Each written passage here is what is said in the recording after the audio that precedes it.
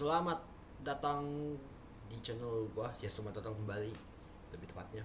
Dan ya, kembali lagi kita di konten Mikey Ball, dan kali ini gua mau ngebahas tentang apa ya? Pertandingan yang udah kemarin dilangsungkan dalam rangka Boxing Day EPL. Ya, dimana ya gua bisa bilang banyak banget gol yang tercipta. Entah itu mungkin dari kesalahan tim sendiri, atau mungkin ada satu momen di mana mereka terlalu meremehkan gitu. Tapi yang jelas Boxing Day kemarin menurut untuk gue sih cukup memuaskan gitu, dimana ya banyak tim-tim besar yang memang bisa dibilang cukup pantas untuk menang lah, demi menjaga perolehan poin mereka menuju papan atas ya, terutama untuk persaingan juara buat contoh City sama yang berusaha untuk naik ke ke Liga Champions, ya itu Arsenal. Dan juga gue mau bahas nanti Chelsea. Oke, kita yang pertama gue mau kayak mungkin ngomongin sedikit soal skornya dulu ya. City lawan Leicester 6-3. Ya, untuk gue nih pertandingan bener-bener menarik banget sih, bener-bener dimana ya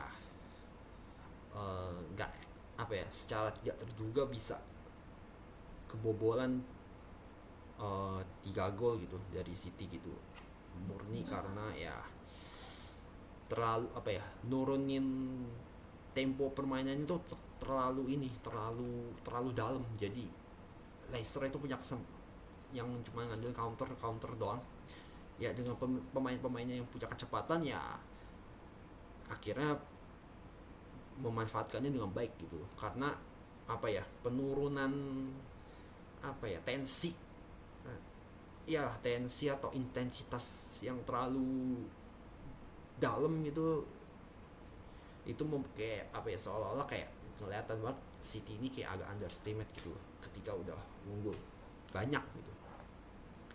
Terus West Ham lawan Southampton, dimana ya ini pertandingan sebenarnya bisa dibilang seru karena itu ya banyak golnya gitu. Cuman ya balik kelihatan lagi ya West Ham dengan kualitas yang mereka punya ya udah balik lagi nih ke asal muasalnya, yaitu ya akan menurun terus gitu loh kalau sampai mereka nggak mengantisipasinya dengan baik gitu. Ini udah pertama peringatan pertama lah bahwa mereka akan tidak konsisten lah gitu nantinya, karena sebenarnya inkonsistensinya udah dalam beberapa pertandingan tuh. Cuman ya emang permainannya juga nggak banget, jadi ya West Ham ya bisa boleh dibilang cukup layak untuk kalah lah gitu. Udah paling sama Villa sama Chelsea doang, dimana sebenarnya Chelsea itu menang itu bener-bener murni karena ada Dewi Fortuna yang menyertai mereka gitu. Jadi ya menangnya tuh bukan dengan cara yang baik lah gitu loh, dengan permainan yang baik dalam artian mereka benar-benar dominan gitu loh gitu. Oke, langsung jadi ke pembahasannya ya, mulai dulu dari City lawan Leicester. City pas di babak pertama mainnya bener deh, gak memberikan kesempatan Leicester sama sekali untuk nyerang. Asli bener-bener City nguasain like almost in the first half lah gitu loh. Totally in the first half mereka nguasain permainan, mereka bener-bener menjalankan strateginya dengan baik lah, strategi Pep ya in this konteks, dimana ya passing-passingnya akurat, juga efektivitas mereka juga ya gue bisa bilang cukup cukup baik untuk ditampilkan gitu, dalam artian ya dengan banyaknya peluang yang mereka hasilkan, mereka bisa mengkonversi 4 diantaranya lah gitu loh. Dan ya Leicester itu bener deh, babak pertama itu sama sekali hampir gak dikasih kesempatan untuk bergerak, uh, untuk maju sampai setengah lapangan aja itu gak bisa. Bener, Leicester tuh kelihatan banget babak pertama itu cuma ngerem doang karena udah tahu City mainnya ya bakal lebih banyak menguasai bola, dan mereka juga kelihatannya udah ini banget lah, udah kebingungan banget lah gitu loh. Karena ya gue lihat sih Leicester ini terlalu bergantung sama Vardy sih. Bener, Vardy itu kayak nyawa di dalam Leicester, nyawa mainnya lah kasarnya gitu. Gak ada Vardy ya praktis leadership juga hilang, dan akhirnya Leicester juga ya akhirnya ngerem doang. But ya tim-tim kayak gini sih ya yang model-modelnya lebih banyak bertahan dan counter attack doang. Ya lu lawan City sih ya lu tinggal tunggu aja seberapa banyak mereka bisa jebolin gawang lau gitu aja. Dan ya kelihatan banget gitu loh di babak pertama, sampai gua pun gak habis pikir gitu loh bisa sampai 4 gol di babak pertama. Ya ya menunjuk apa ya, it shows that Manchester City is totally dominant gitu loh, dari segala aspek lah gitu loh. Bener-bener sampai Leicester ngerem sendiri, membuat kesalahan sendiri satu persatu gitu. Jadi totally babak pertama City bener-bener tampil sangat apa ya, sangat impresif lah gitu. Tapi di babak kedua, nah gue ngelihat yang tadi gue sebut di awal, intensitas permainan mereka tuh mereka turunin terlalu drastis gitu. Kelihatannya mungkin karena mereka udah unggul, mereka ngerasa nyaman gitu, udah unggul banyak lah gitu kasarnya gitu. Mereka turunin terlalu terlalu jauh ya, disitulah Leicester bisa manfaatin keadaan gitu. Makanya sampai Leicester masukin 3 beruntun itu ya. Gue sih ngelihat emang City ini agak sedikit meremehkan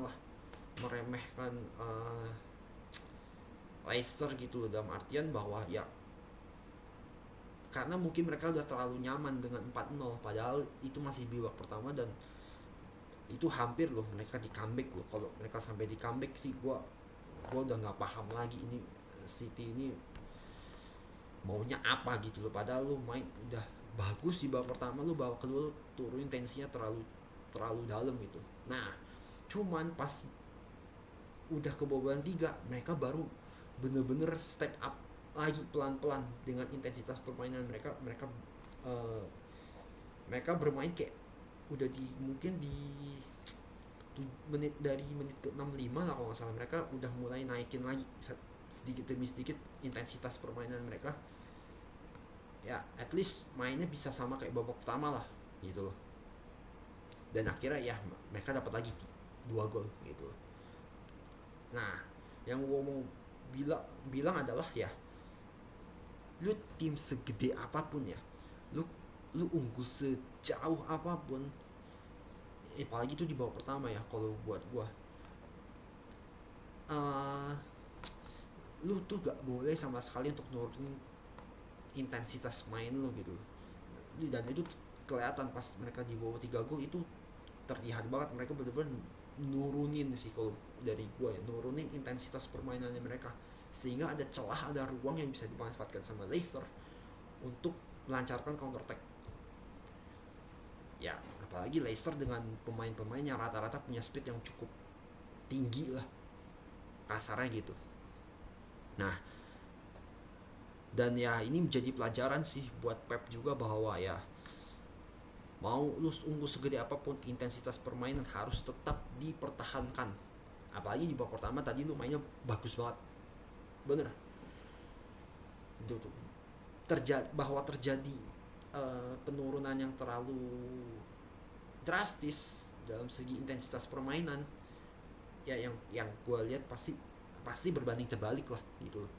Ya nunjukin bahwa lu tidak apa ya, lu tuh kayak memberikan hadiah untuk mereka gitu loh, dan itu tidak boleh dilakukan sama sekali lah. apalagi lu sebagai tim yang cukup besar gitu loh. Ya ini tim baru Leicester loh, kalau lu tiba-tiba lu unggul, contoh kayak kemarin lawan Leicester 4-0 babak pertama, lu tiba-tiba dikejar jadi 4-5 sama tim yang punya kualitas yang sama gitu loh. Contoh kayak Bayern Munchen, gue ambil contoh ya, gimana how you how would you react gitu loh kalau lu bisa kan lu terlalu meremehkan itu loh, terlalu udah unggul banyak. Nah itu yang harus jadi pelajaran untuk Pep, bahwa ya hal itu gimana ya, underestimating your opponents itu tidak boleh di apa ya, di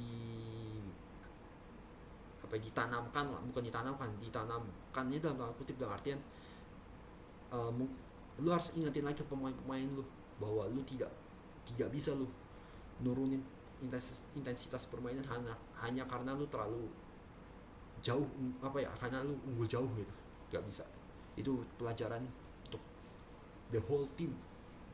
Oke, dari City. Sekarang kita ke Norwich lawan Arsenal. Nah, ya kalau lu lawan Norwich, lawan ya kayak papan bawah begitu mah, lu bisa golin banyak sih, wajar banget. Karena emang dari kualitas pemain pertama, terus yang kedua emang ya permainan nggak banget gitu loh. Norwich lagi gitu yang aduh, gue nggak bakal ngomong banyak lah, karena Norwich emang pantas di papan bawah gitu. Nah cuman ya ini sih gue sih ngelihat bahwa ya Arsenal ya harus harus bisa gitu loh untuk menang in such games gitu loh, kayak lu lawan Norwich gitu ya, lu demi menjaga konsistensi permainan lu lah, dan juga menjaga moral dari satu tim itu dalam menghadapi nanti pertandingan berikutnya gitu loh. Jadi mereka lebih happy, lebih ready gitu. Cuman yang gue harus ngelihat lagi dari Arsenal bahwa ya ini tim belum terbukti loh melawan tim-tim besar kayak lawan Liverpool, MU. Mereka sangat kesusahan karena ini murni mentalitas gitu. Babak pertama fine, lu main benar-benar bisa menyulitkan, tapi di babak kedua itu udah lain ceritanya, karena ya lu kelihatan banget itu loh. Ambil contoh lawan Liverpool gitu, di mana kayak Nuno Tavares contoh nyata ya, melakukan blunder gitu. Nah itu kan nunjukin bahwa lu mentalitas lu tuh gak kuat, not good enough lah, not strong enough untuk untuk melawan tim-tim besar gitu. Nah pembuktiannya itu pas tahun baru 1 Januari itu ngelawan City. Nah itu baru gue bisa lihat Arteta secara pemimpinannya dia sebagai pelatih lah gitu, dimana ya itu jadi pembuktian bahwa buat Arteta nunjukin bahwa Arsenal ini bisa untuk memberikan perlawanan at least terhadap tim-tim besar sekarang kayak City, Liverpool, Chelsea, atau even MU gitu loh. Jadi ya ini masih jadi PR sih gitu buat Arteta, bahwa mentalitas lawan kayak gini harus ditunjukin lawan tim besar. Kalah tuh nggak apa-apa, itu mungkin hal yang cukup pasti untuk ditebak gitu, tapi at least seberapa jauh lu bisa ngelawan, itu doang yang gue pengen lihat dari Arteta. Karena ya kalau Arteta masih gak bisa ngelawan juga lawan tim-tim besar, ya gue nggak habis gue kehabisan kata-kata sih untuk Arteta gitu loh. Karena ini tim sebenarnya sudah berkembang secara progresif gitu loh, progressively well developed gitu, tapi ya gimana caranya lu lawan tim-tim besar itu masih tanda tanya gitu loh. Maksudnya cara lu ngelawan itu masih tanda tanya buat gue. Dan yang terakhir Villa lawan Chelsea, gue bilang nih Chelsea menang hoki banget gitu loh. gitu. Berkali-kali tuh mereka tuh cuma ngandelin crossing habis itu counter doang. Dan gue ngeliat lebih banyak Aston Villa yang lebih banyak neken gitu loh. Ya terlepas dari ya Reece James yang salah salah timing buat buang bola, akhirnya bunuh diri gitu. Gol bunuh diri ya maksudnya, on goal.